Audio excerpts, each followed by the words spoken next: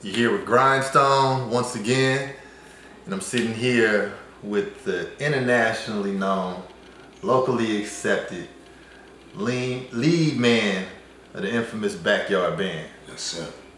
What it do, D? Man, everything's good, man. We blessed to be right here. Good, man. I'm feeling great, man. You doing good? Yeah. All right. I mean, cause you know the nation at least wants to know how you doing. Cause last time they heard it was situation, but you good. Good. Yeah, I'm straight, man. You know, I went through a little situation in the club when I was, you know, I got stabbed, but I'm back on my feet. Right. You know what I mean? You know, that's things you go through living in DC, Chocolate City. How about that? You know what I'm saying? Yeah, we're gonna get to that chocolate, bro. Yeah, it happens, man. Good to see a smile on your face and all that. Man. Now, a lot of you might know my man from HBO's classic show, The Wire, Slim Charles. Okay, so just in case you were thinking in the back of your mind, who is this? He looks familiar. Yeah, that's indeed him.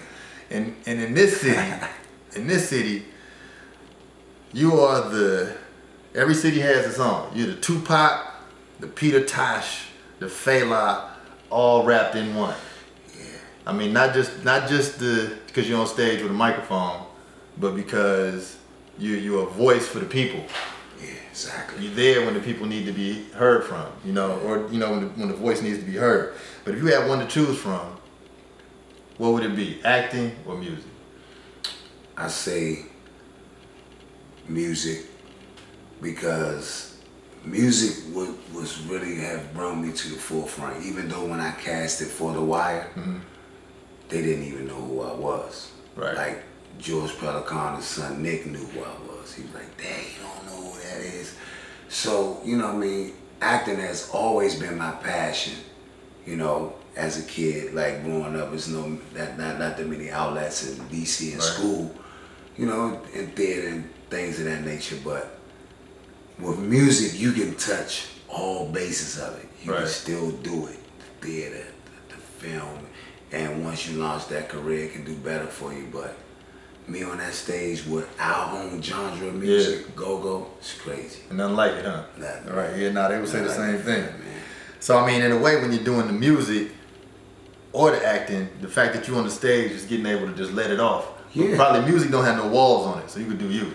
You can just go with it. But with film, it's scripted. And you have to stick to the script.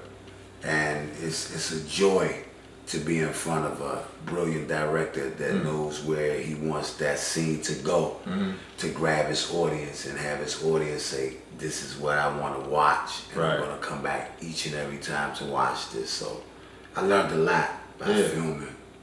Yeah. No, I mean, you know, we bumped into each other on the train from New York and all that. I mean, I know your grind.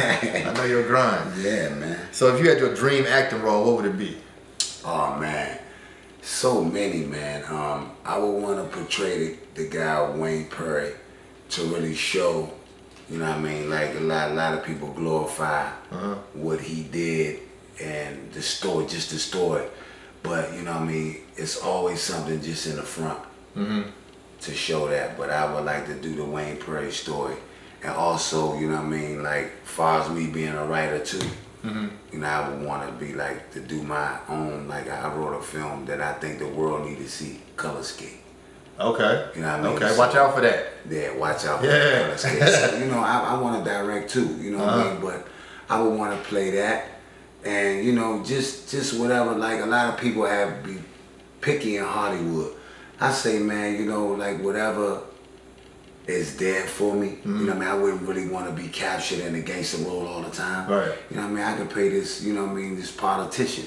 Yeah. I can play, you know what I mean, any role that I put my mind to, but you know what I mean, just to be real. You know, a lot of cats just say, when they ask them a question, they always have something for it. But I'd rather to be real, but I would really want to really play Wayne Perry, because it'll show all sides of our city and show people that really what our city is about. Right. You know what I mean? From not just the gangster side, the politician side, everything, how it was going when Reagan was in office. You know what I mean? And how everything was going from that time with Jimmy Carter to Reagan, the fourth. For those of y'all who do not know who Wayne Perry is, Google him.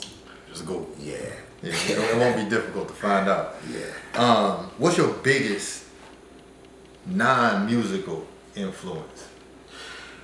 My biggest non-musical influence. Ah, man. I mean, there's so many to pull from, and it's like, you know, just in life itself. But what's that thing that you go to when you need to get to that place? Or that thing that pushes you and you're like, man, you know what? That's that thing right there. Let me feed into that. Like far as music, like but non-musical. Well, that takes me where you mean that takes me to a place where I like to just be meditational or yeah, like where it gets you there, or the thing that pushed you to do what you want to do, but had nothing to do with music. Oh man, like let me see, theater. You know what I mean? Like I was infatuated by the Wiz on Broadway. Like I knew I wanted to be in theater. You experiment with certain things, but once I saw the Wiz on Broadway. The Wiz, oh wow. The Wiz, it kind of like I say, you know what I mean? This is where I want to, like, cause I wrote a story when I was in 5th grade. It was a contest when I won on Channel 26. Okay. WETA. It was a program called Songs Jumping in My Mouth, and I won. Okay. And me and another brother, Ronnie Spate, and he won we both won a contest out of our class, and we went. And I always just used to like use imaginary characters and stuff of that nature. So like when I wanted to get to that place, like it was theater. Right. That's tight. Because in theater you just can be yourself. Yeah. You know what I mean? You can like, you know, like you'll mess up a little bit, but you know, you and that character can like really get into it. Like in another place, and then you feed off of that character. So that used to take me to another place, like theater and the Wiz on Broadway, and also the movie Wiz. Do they still have theater in schools, or do they have anything similar to that? Yeah, some like they have a big theater program in Southeast. They call the ARC. Okay, I'm familiar. You know what I mean? I want to bring one up our way. Yeah. One day, you know what I mean? But theater, man, like, cause theater is crazy. And so, was that the thing that made you commit to this life? Where you was like, man, I'm gonna be on stage. Yeah. Once that bug bit you. Yeah, it's like where I'm from, uptown. You know, you crazy familiar with it. Yeah. It's where you from. It's so many obstacles that you have to go through. You know what I mean? And like, I wanted to be on stage. I wanted to do theater, but my older brother was like, theater wasn't for the real men. So you know, and that's where you went against the grain on it. Yeah, and I was like, you know, I was stuck in the middle. Like, do I want to be this dude that everybody say, oh, he's a wilder. He's kind of wild. He's just crazy with it. Or I want to be like this kid that they say he's super talented. He's on stage. He's theater. Right. He's doing everything. So you know, it's a lot of influences. You know, I had to go through. Yeah. You know, street everything. Man, everybody benefited from you doing your own thing now. Yeah. That's what's up. So as we talk about this beautiful city, Chocolate City, which I now call Chocolate Chip City. Hey, I mean, gentrification does certain things to the city. Gentrification, bro, it does. Man, you're telling me. So, like, what do you see in this new city with these new, I don't know, 1,500 residents a month coming in here who may or may not be black, which is like, you know, changing the demographic. Right. How do you see that affecting the go-go music scene? I think that affecting the go-go music scene can be critical to our genre of music, and it can be beneficial to our genre of music if we stop being selfish to ourselves and start sticking together and uniting together like Voltron, like, and making like, cause a lot of people, once they hear our music, they get hooked on it. Yeah. Like I was in New Orleans one year and played for HBO the rapping of the show of Treme. Right. And we played at Tipitina's and blew it out the water. And it was a battle of the bands, against a bunch of brass bands, and we took Chuck Brown horn players. Okay, that's vicious. And you know, it's a lot of people coming from everywhere: Seattle, New Orleans, New York, all places in the United States, and people love music. Yeah. And we have our own music. Yeah. So once people really get adapted to our sound, it's amazing. all we have to do is stick together, and we have to be strong with it. Everybody can't just worry about them just getting a dollar. They have to look for the long run of it to keep Chuck Brown's legacy and his dream going. Yeah. You know? And, you know, in this city, all right, when I used to, like, you know, I mean, there used to be people just pushing go-go tapes on the corner like that, like the IBEX tape. Right here. Like this right, man, that's a, this right here, for those of you, it's going to be a lot of people looking at this interview who don't even know what this is. This is a cassette tape. But this is a tape straight from the IBEX, 1995, with this man on the microphone. And they used to pump these out, man, at least once a week, and I used to get as many of them as I could. Yeah. You know, but this is classic stuff, and it was just part of what happened. Yeah. I mean, that was part of the city experience. A lot of people who live in here right now do not even know what go-go is. And just like you said, don't even know what this is. All right, how about that? Tape. Right. There was a lot of money made off of these cassette tapes, and young kids like me, we wasn't able to benefit off of that. Right. And to have our royalties and music and the things of that nature. So it's just crazy, man. Like, we just gotta keep the music alive. And that's several conversations that I had with Pop, with Chuck.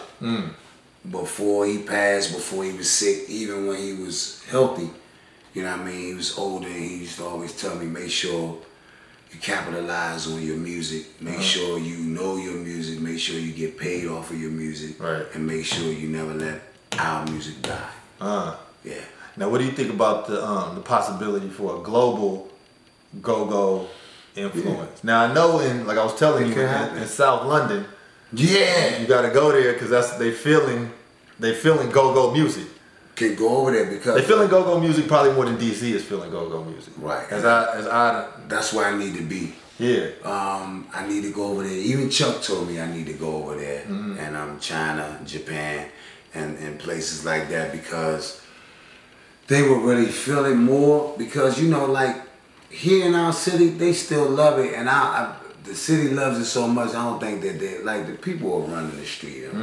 They're protesting. Right. Yeah, I mean, they ain't gonna let our music, because this is all we have. Yeah. But you have, like you said, you have a lot of people migrating in from a lot of different places. And have no idea. Ain't nobody introducing them to it. But once they get a catch on to it, it'll be good. But we have to not be lazy. Right. And be couch potatoes and just keep flicking the channels. Yeah. And learn about what's going on the other side of the world. We have to take care of home. Yeah. And our music is strong. Just like in New Orleans, you might not get the brass bands all over the world, but they make their economy to where it benefits their city.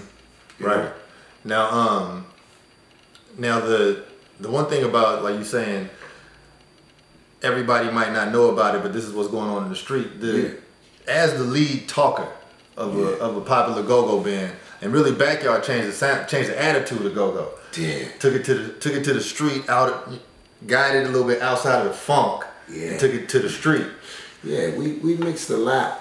Because like with me, even before I got on television, before I got on The Wire, I was always this popular kid, even in school.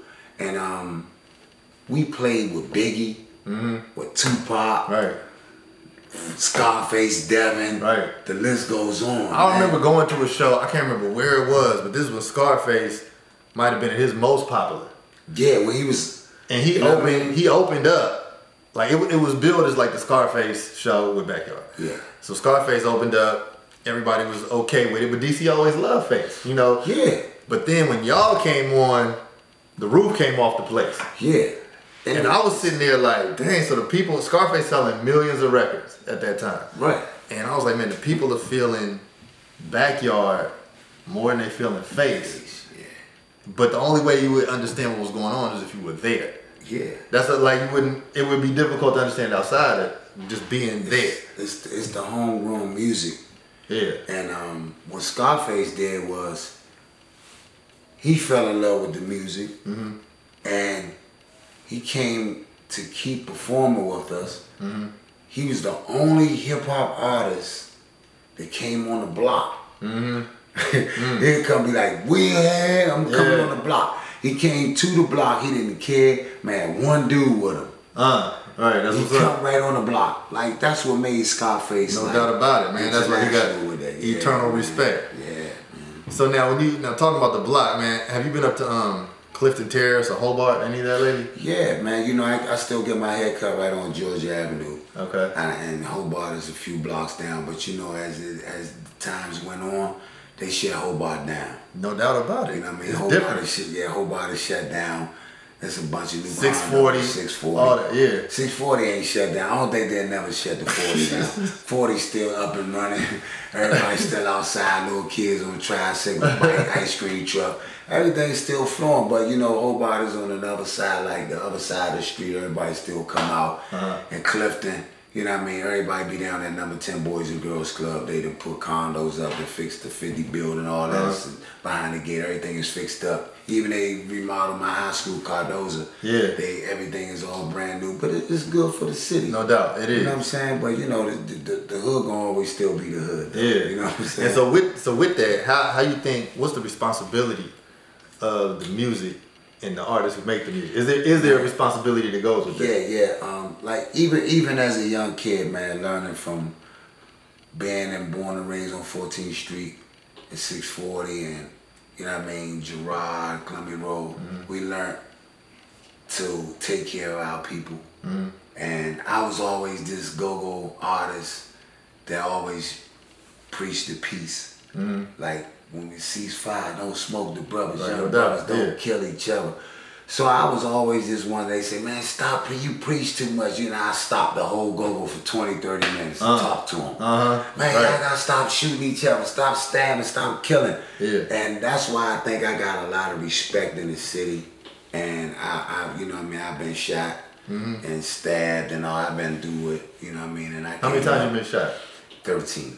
So you supposed to well, so much for 50 Cent's record. I'm saying, I mean, you supposed to be here. And yeah, 50, you know, everybody, they glorify that. And, you know, he was in the right place at the right time. You know, in New York City, the mecca of hip hop and things of that nature.